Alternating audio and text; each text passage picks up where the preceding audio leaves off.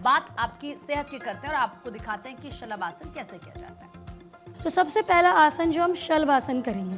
अब शलभासन भी हम इजी वे से सीखेंगे, बिकॉज़ जिनकी कमर में दर्द है वो पैर को पूरा ऊपर तक लिफ्ट नहीं कर सकते हैं, तो उनके लिए भी क्या है, आप अपने दाएं पैर को उठाएंगे, ज़्यादा ऊपर नहीं उठाना है, बस इतना ही ऊपर उठाना है। श्वास भरते हुए ऊपर, श्वास छोड़ते हुए ज़मीन पे। अब इस प्रक्रिया को भी आपने कम से कम 10 बार करना है। अब ध्यान रहे, जब इस प्रक्रिया को आप करेंगे तो आपका जो ये बटक वाला पोर्शन है ये इस तरफ गिरना नहीं चाहिए। जैसे कि मैं अगर आपको गलत करके दिखाऊं तो ये इस तरीके से ये टर्न नहीं होना चाहिए। आपके जो दोनों पेल्विक रीजन, दोनों बटक से वो एक लाइन में, ऊपर और नीचे।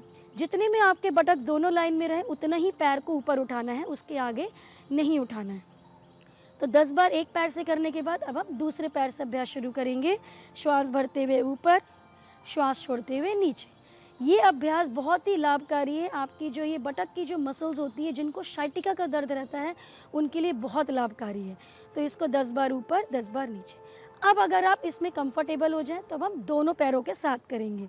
सो दोनों पैरों को इकट्ठे करेंगे, श्वास भरते हुए ऊपर, श्वास छोड़ते हुए नीचे।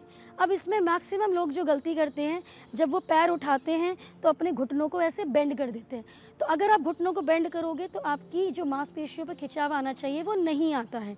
तो आपको अपने उसके लिए क्या करना पड़ेगा, पैर को रखेंगे, अपने पंजों को तेज़ी से प्रेस करेंगे। इतना प्रेस करेंगे कि जो आपका नीचे का भाग है, थाई का घुटना, वो ज़मीन से ऊपर उठ जाएगा।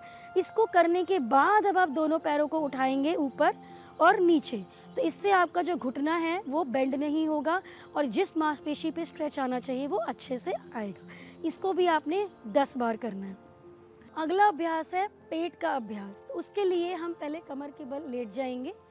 हम करने वाले हैं नौका आसन, सुपाइन नौका आसन।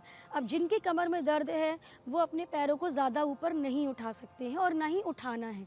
तो आपको अपने पैरों को ज़मीन से सिर्फ 20 डिग्री लिफ्ट करना है।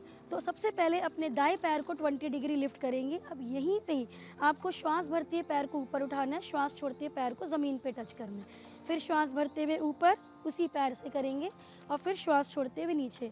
इस प्रक्रिया को कम से कम आपने 10 बार करना है। तो आप महसूस करेंगे कि जब आप इसको हल्का हल्का कर रहे हैं तो आपके पेट पे हल्का हल्का खिंचाव महसूस होगा।